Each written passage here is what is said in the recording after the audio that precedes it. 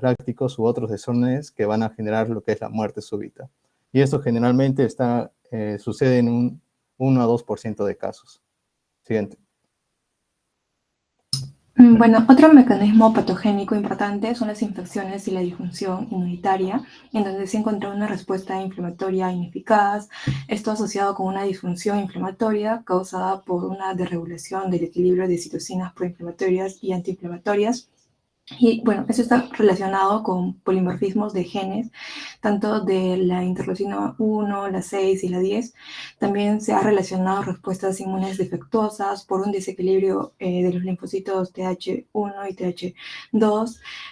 También se ha visto que está asociado a agentes infecciosos, ya sean bacterias entéricas con toxinas, virus, enterovirus, hongos.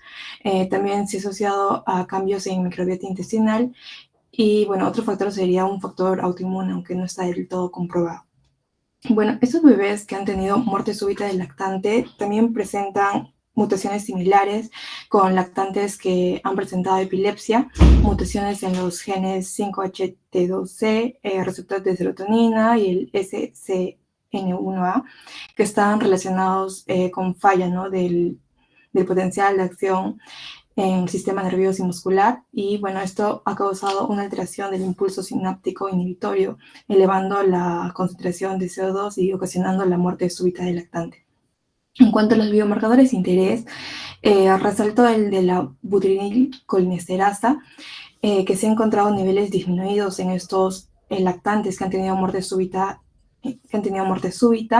y bueno, eso está asociado, es una enzima que está asociada a la función del sistema nervioso autónomo. Estos pacientes han tenido una alteración respiratoria y por eso han estado más vulnerables a la muerte súbita del lactante. Siguiente, por favor. Ok, existen diferentes clasificaciones que puedo encontrar, sin embargo, en las últimas actualizaciones que encontré del año 2022 detallan ese tipo de clasificación. La muerte súbita del lactante se va a clasificar actualmente bajo el término de muerte súbita e inesperada del lactante, según sus siglas en inglés el SUIT, que engloba tanto las muertes explicadas como las no explicadas en menores de 1 año. Entonces, nosotros vamos a clasificar según las últimas actualizaciones, porque igual nos van a explicar otras clasificaciones. Es muertes explicadas y muertes no explicadas. Evidentemente, si me dicen muerte explicada, es aquella muerte del menor de 1 año en el que yo puedo identificar una causa específica, ya sea una asfixia accidental, ya sea por sofocación, atrapamiento, estrangulamiento, infecciones, enfermedades metabólicas, arritmias cardíacas, toda la etiopatogénesis que nos explicaron nuestros compañeros anteriormente, le está dando una explicación a la muerte. Sin embargo, la contraparte de la clasificación serían las muertes no explicadas. En estas vamos a incluir aquellos casos en que tras una investigación exhaustiva no se logra identificar una causa. Y dentro de este grupo es donde se encuentra el síndrome de muerte súbita del lactante. Aunque actualmente en Estados Unidos ya se está utilizando el término muerte súbita no explicada en la infancia en vez de especificar solamente el lactante. Tanto en la práctica epidemiológica y de vigilancia, el síndrome de muerte aguda del lactante se va a codificar bajo ciertos códigos y también pueden utilizarse, o sea, al momento del CIE-10 utilizar causa desconocida o sofocación accidental en la cama, y la clasificación puede variar entre diferentes jurisdicciones y equipos forenses, lo cual hasta el momento sigue generando cierta heterogeneidad en la certificación y vigilancia de estos casos, ¿no? Siguiente, por favor. Ya seguimos con lo que es la clasificación. También existe la otra parte que es no clasificable. Es un caso donde la investigación es incompleta y no se puede determinar si la investigación es explicada o no explicada, a menudo por falta de información o autopsia. Por ejemplo, puede suceder que un lactante fue encontrado muerto en su hogar sin evidencia de signo de violencia, pero no se realiza autopsia por la negativa de la familia, y la policía no encuentra tampoco ninguna evidencia de crimen o circunstancias sospechosas. Por lo tanto, por la negación de la familia, básicamente este se clasifica como no clasificable. También existe la otra parte, lo que es la clasificación San Diego, lo que significaría que es muy similar a esto y se clasifica por categorías 1 y 2. Generalmente esta clasificación es usada en España, pero de igual forma, ¿no? La categoría 1A cumple con todos los que son las definiciones generales y en criterios clínicos se menciona que es entre 21 días y 9 meses, que puede tener también un embarazo a término, un desarrollo normal, sin antecedentes familiares similares, en circunstancias donde el bebito puede estar durmiendo en un ambiente seguro y en autopsia sin hallazgos patológicos mortales. En cuanto a lo que es categoría 1B, es similar a lo que es categoría 1A, pero falta de investigación, circunstancias o análisis complementarios. Y lo que es la categoría 2 son casos que salen de este rango, o sea, de menos de 21 días a más de 9 meses. Y un posible asfixia o sofocación sin evidencia concluyente. Entonces, esas serían las dos clasificaciones y además al final la muerte indeterminada que no cumple ningún criterio como lo que es no clasificable, ¿no? De igual forma. El siguiente. Ya, ahora voy a hablar sobre un caso clínico del año 2024, que es titulado Anormalidades bioquímicas asociadas con el síndrome de muerte súbita del lactante. Como antecedentes, pues es un bebé nacido a término por parto vaginal, pesando 2.5 kilos y midiendo 44 centímetros, con un embarazo sin complicaciones y con sus controles regulares. La madre tenía 25, el padre 29, y algo resaltante pues es que durante el embarazo la madre ha fumado tabaco. Entonces, el caso, pues el bebé de 3 meses, previamente sano, que fue acostado boca arriba en una cuna tras su alimentación rutinaria, sin antecedentes médicos ni problemas previos. A la mañana siguiente, los padres lo encuentran inconsciente y al llegar al hospital se declara su fallecimiento. En la autopsia no se muestran anomalías anatómicas ni signos de trauma y el análisis post-mortem indica alteraciones en los neurotransmisores, especialmente la serotonina en el tronco encefálico, concluyéndose el caso compatible con el síndrome de muerte súbita del lactante. Y en la discusión, pues, se refiere que es una posible interrupción en la señalización de serotonina, que, como explicaron, probablemente se impidió la respuesta adecuada frente a la hipoxia, hipercapnia o estrés durante el sueño. También exposiciones ambientales como el tabaquismo materno durante el embarazo pueden incrementar este riesgo y alteraciones en la producción de energía mitocondrial, lo que podría aumentar la vulnerabilidad del bebé a la muerte súbita. Siguiente. Bien, ahora en el diagnóstico médico legal, pues tenemos que entender que esta situación es de presentación rápida e inesperada. Por ende, va a suceder, ¿no?, en un lactante aparentemente sano o con antecedentes patológicos triviales. Lo que se quiere con esto es hallar si se trata de una muerte sospechosa de criminalidad, donde tenemos que tener en claro que en este caso no se debe emitir un certificado de defunción, y la otra cara sería que impide el diagnóstico clínico, ¿no? Entonces, aquí va a ser necesaria la autopsia judicial dirigida para poder lograr un diagnóstico clínico, etiológico, patogénico y anatomopatológico, porque tienen, o sea, mandan muestras para ver de cada órgano, ¿no? Y conforma una cuestión de derecho que irá encaminada a deducir las consecuencias jurídicas. Se trata de una minuciosa investigación post-mortem que va a descartar la existencia de una muerte violenta. Como podemos ver en las imágenes, aquí sería, ¿no?, si es que se sospechara de una muerte violenta, pues podríamos tener estos signos, ¿no?, como de una mordida, o si el bebé fue asfixiado con una manta, una almohada, o si fue quemado, ¿no?, o puesto en una hornilla de cocina eléctrica, ¿no? Aquí encontré sobre algunas lesiones que podrían ser intencionales, ¿no? Un bebé que pueda ser intencionales, que son de defensa más que todo. Entonces, la autopsia, como vemos acá, es un protocolo estandarizado, el que más usan es el de Virchow, ¿no? Y es dirigido a establecer la causa de la muerte y el diagnóstico diferencial con una muerte violenta. Entonces, en esto va a entrar a tallar la asfixia accidental durante el sueño y la asfixia homicida, con la sumersión, los TEC y las intoxicaciones. El síndrome del bebé zarandeado, el homicidio por abandono, es decir, la malnutrición, la deshidratación, la inanición o muerte perinatal, ya esas sí son situaciones de especial trascendencia médico-legal.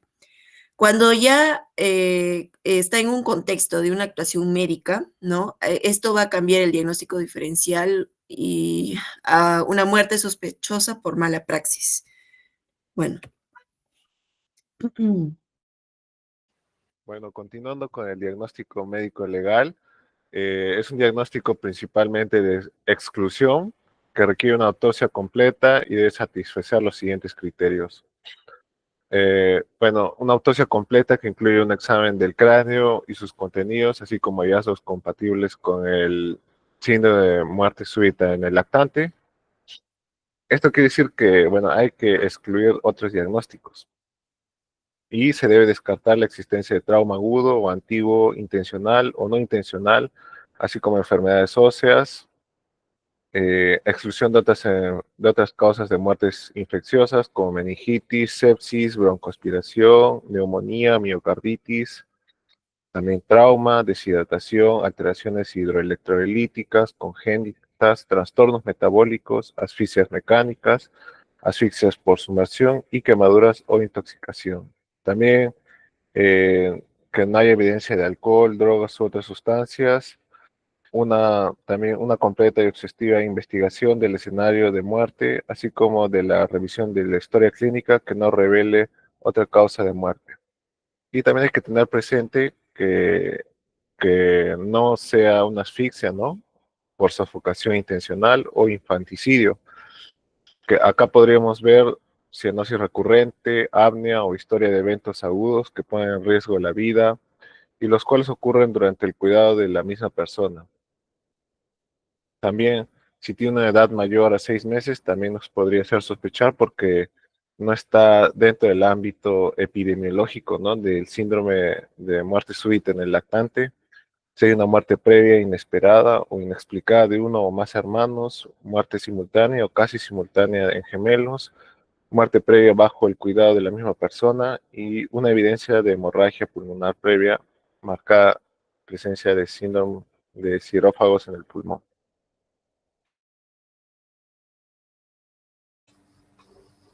Ahora veamos los factores de riesgo. Se clasifican de acuerdo a... Tenemos los factores intrínsecos propios del bebé. Según los artículos revisados, el predominio es en los niños varones, ¿no? Un ligero predominio sobre las niñas, entre el 60 al 40%, ¿no? Y el pico de edad, de riesgo de edad, la incidencia se da más que nada a los 2 y 4 meses de edad. Esto porque el sistema que controla tanto las funciones del corazón respiratorio se encuentra en su punto más inmaduro, ¿no? Se podría decir. También encontré sobre las diferencias raciales, ¿no? Que se dan más que nada en etnias, en bebés negros, ¿no? No hispanos, en nativos de Alaska, ¿no? También está el bajo peso al nacer o la prematuridad. Y también los antecedentes familiares, es que haya tenido un hermano, que haya tenido, ¿no?, una muerte súbita de lactante. Esto pues se podría entender por predisposición genética o la exposición a los mismos factores de riesgo, ¿no?, similares, ¿no? Entre los factores maternos tenemos la edad materna joven. Quiere decir que en menores de 20 años, ¿no?, según los artículos, ¿no?, que tiene una experiencia baja, ¿no?, en el cuidado de los niños, se podría deber a eso. También la presencia de anemia materna. También está la falta de atención prenatal adecuada, la exposición al tabaco, como mencionaron anteriormente, el consumo del alcohol también incrementa este riesgo, ¿no? Se hace más vulnerable, así como el consumo de drogas ilícitas. También está la obesidad materna y la fatiga materna, ¿no?, con disminución del estado de alerta de la madre, ¿no? También están los factores en cuanto al entorno de sueño, ¿no?, los factores ambientales. Tenemos el más importante, que es dormir boca abajo, ¿no? Dormir boca abajo o de lado, ¿no? Aumenta esto el riesgo, ¿no? Facilita una reinhalación del propio aire del lactante, ¿no?, y dificulta su oxigenación y también favorece un sobrecalentamiento, ¿no?, del bebé. También está el uso de superficies donde duerme el bebé. Por ejemplo, se debe evitar dormir en sofás, sillones, ¿no?, o camas, ¿no? y las cunas no deben estar completamente despejadas. Otro factor de riesgo es el colecho, ¿no? Es que se comparte la misma superficie de sueño, ¿no? Con el bebé. El bebé debería de tener su propio ambiente, ¿no? Pero en el mismo cuarto, ¿no? Y compartir la habitación, eh, pero no la cama, como decimos. También el otro factor de riesgo es el sobrecalentamiento. Abrigar demasiado al bebé, cubrir la cabeza, ¿no? Puede deprimir también el centro respiratorio. También están los dispositivos inclinados, como el uso de hamacas o sillas o coches, ¿no? Esto también incrementa, ¿no? Hace más vulnerable al bebé. También tenemos el otro factor de riesgo, es el uso de monitores cardíacos o respiratorios caseros, ¿no? Estos no cuentan con una evidencia científica y puede generar una falsa sensación de seguridad de los padres. Siguiente, por favor. Bueno, ahora vamos a hablar sobre los aspectos generales y como mencionaron ya mis compañeros, esto se define más que todo en personas de menores de 1 año que tienen una muerte súbita e inesperada, ¿no? Entonces, este es como mencionamos un diagnóstico de exclusión porque vamos a observar que se hace una historia clínica, se hace la necropsia y en base a que no se encontraron resultados positivos, pues se llega a esta conclusión, ¿no? Que fue una muerte súbita e inesperada. Es por eso que se tiene un triple riesgo, ¿no? Entonces, el primer factor vendría a ser la vulnerabilidad del lactante, es decir, que al menos en los lactantes de 2 a 4 meses, que es donde más se presenta esta situación, es porque el sistema cardiorrespiratorio es inmaduro, ¿no? También el sistema nervioso central, justamente lo que no permite diferenciar bien al bebé y entre una hipoxia y una hipercapnia, ¿no? Es justamente lo que va a producir arritmias y va a producir esta muerte súbita, ¿no? También el periodo crítico y también los desencadenantes ambientales que, bueno, ya mencionaron los factores de riesgo, ¿no? Como el decúbito prono y el sobrecalentamiento. Y la prevención, pues vendría a ser, también menciona una vacunación al día, ¿no? Y también van a explicar más adelante. Y también evitar el humo, ¿no? En el caso de los recién nacidos, que también como mencionaron, un factor de riesgo vendría a ser la exposición de humos a los recién nacidos. Entonces, toda muerte súbita, como mencionamos, necesita una investigación integral, tanto de la escena y la necropsia, ¿no? Para excluir cualquier aspecto, como podría ser una asfixia intencionada, o si no, una desnutrición, o cualquier otro factor que haya podido alterar, ¿no?, a este paciente. Y las normas nacionales, pues, promueven el alojamiento y el conjunto y la lactancia materna exclusiva y también primaria, ¿no? Es decir, que este factor con la mamá, pues de alguna manera es un factor protector para que disminuya estos casos, ¿no? Y pues esto también está incluido en el paquete neonatal nacional. Siguiente diapositiva. Bien, para el siguiente punto hemos revisado un artículo de prevención del síndrome de muerte súbita del lactante de los Anales de Pediatría Continuada 2012 en España, que es lo más actual que hemos encontrado. Pues he seleccionado las recomendaciones de nivel A, es decir, aquellas que tienen una buena evidencia científica para poder recomendar medidas de prevención, ¿no? Por ejemplo, se detalla que las campañas para evitar el decúbito prono disminuyen un 30-50% la tasa de mortalidad del síndrome de muerte súbita del lactante. También dice que hay un aumento de 5 veces más el riesgo de este síndrome cuando se duerme en superficies blandas, como ya lo mencionaron. También otro metaanálisis muestra que el uso habitual de chupete, pues no está contraindicado, de hecho no, de hecho podría ser beneficioso con odds radio de 0.71, o sea, una medida protectora, porque se dice que al usar el chupete, pues la lengua se queda hacia adelante, ¿no? Además, el usar el chupete se relaciona con mantenerse de cúbito supino a la hora de dormir. Otra medida que se recomienda es no abrigarlo bastante a la hora de dormir, porque esto se asocia al aumento de la temperatura y como sabemos tiene un centro regulador de la temperatura inmaduro, va a aumentar el consumo de oxígeno y esto va a empeorar la hipoxia, ¿no? Entonces aquí están las medidas. Aparte también se habla de la vacunación. Se recomienda que como medida protectora las vacunas de primer año como el EPT, las vacunas para el polio, para hemófilos influenza de tipo B, hepatitis B, neumococo, rotavirus. Siguiente, por favor. Las recomendaciones del nivel A son las que tienen mayor respaldo científico y deben aplicarse siempre.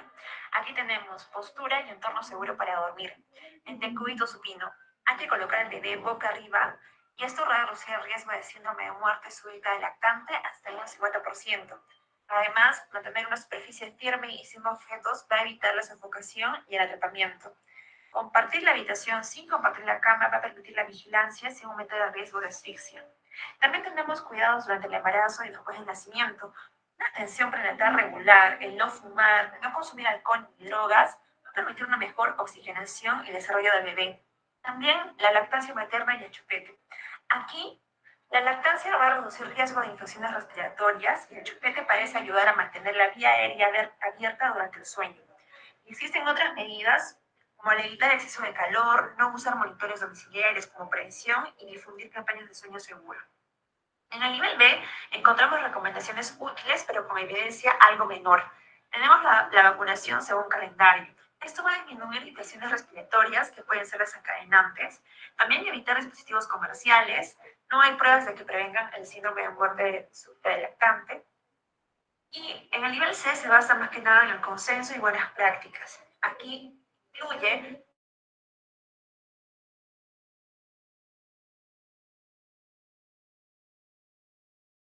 investigación y vigilancia continua. Recordemos que la prevención del está en nuestras manos. Son medidas simples, de bajo costo y con impacto comprobado en la supervivencia. Y como futuros médicos debemos no solo aplicarlas, sino enseñar a cada familia cómo proteger a sus bebés. Siguiente, por favor. Bien, para terminar las conclusiones, la muerte súbita del lactante constituye una causa importante de mortalidad de menores de 1 año y es un diagnóstico de exclusión que requiere una investigación exhaustiva, lo cual incluye autopsia completa, análisis de la escena y revisión de la historia clínica para así diferenciarla de causas accidentales o violentas. Como ya se mencionó, su origen es multifactorial y entre los factores de riesgo destacan el sueño en posición prono o de lado, superficies blandas, tabaquismo materno, prematuridad y bajo peso al nacer. También se destaca que el enfoque preventivo es esencial y se sustenta en medidas con alto nivel de evidencia, como ya lo mencionaron. Y en cuanto a la investigación médico-legal de estos casos, esta debe seguir protocolos estandarizados para así garantizar la identificación de posibles causas explicadas y asegurar la correcta certificación de la muerte, contribuyendo así a la vigilancia epidemiológica y a la prevención de casos futuros. También las campañas de educación dirigidas a cuidadores, personal de salud y comunidad, junto con la difusión de prácticas de sueño seguro, han demostrado reducir significativamente la incidencia de estos casos, por lo cual su implementación continua es una estrategia clave de salud pública. Eso sería todo. Gracias. Muy bien, chicos. Ahora, en los casos de muerte súbita, como ustedes bien lo han indicado, tiene varios factores, ¿no? Como ustedes los han mencionado, dentro de ellos, tal vez lo que nos queda a nosotros, el interrogante sería el factor genético, ¿no? ¿Qué tanta fuerza tiene en cuanto al desarrollo de este síndrome de muerte súbita del lactante, ¿no? Porque yo les podría indicar o les podría decir que hay muchos bebés, ¿no?, que duermen en decúbito prono, ¿no? Entonces, ¿por qué ellos no sufren de este síndrome? ¿Qué hace que realmente estos niños mueran, ¿no? Ahora, claro, está muy asociado también con ciertos determinantes sociales, ¿no? Lo discutíamos hace poco con un grupo de sus compañeros, ¿no? El hacinamiento, por ejemplo, la pobreza, ¿no? Es un indicador de pobreza, ¿no? La edad de la madre también, ¿no? Ustedes van a ver dentro de cuando hagan el serum en el hospital, madres de 14, 15, 16 años, ¿no? Entonces, y con pobreza extrema, ¿no? Con un hacinamiento que hace, pues, que esta costumbre de dormir, ¿no?, con el niño, con el neonato, y con otras personas más, pueda de alguna manera poner en un mayor riesgo al neonato, ¿no? Lo otro, como ustedes bien han dicho, está demostrado que la lactancia materna exclusiva es un mecanismo que protege contra las infecciones, ¿no? ¿A través de qué inmunoglobulina, chicos? Esa también es una pregunta que lo toman todos los años en el ENAM y en el recientado. A través de la inmunoglobulina A, ¿no es cierto? Que es la inmunoglobulina que pasa a través de la leche materna, ¿no? Por eso es de suma importancia que ustedes, cuando den la capacitación a las mamás en los hospitales, cuando vayan a hacer el internado, les expliquen, ¿no? Les expliquen esto, que la lactancia es una forma importantísima en que ellos pueden transmitir esta inmunoglobulina A y de alguna manera protegerlos en los primeros meses de vida, ¿no? Al igual que la vacunación, que también se ha demostrado, ¿no? Que esto protege durante, y una de las estrategias más positivas que se ha tenido es la vacunación inmediata, ¿no? Entonces ustedes van a ver que apenas el bebé nace, inmediatamente se lo llevan y la enfermera ya lo está vacunando y le está poniendo ahí todas las vacunas del calendario estandarizado de vacunación, ¿no? Y bueno, yo sí he visto, ¿no? Ahí en la morgue es frecuente ver este síndrome, pero sí lo he visto muy asociado a determinantes sociales característicos de la familia, generalmente familias muy humildes, pobres, ¿no? Que califican como pobres o en extrema pobreza, y en un grupo etario de madres, ¿no? O sea, los padres muy, muy jóvenes, ¿no? Estamos hablando de jóvenes de 16, 15 años, ¿no? Entonces, sí lo he visto con relativa frecuencia asociado a ese tipo de factores, ¿no? Lo que queda en el aire sería establecer qué factores genéticos realmente incrementan la probabilidad de este síndrome. Muy bien. El siguiente grupo, por favor. Sí, doctora. En un momento mi compañera va a compartir pantalla.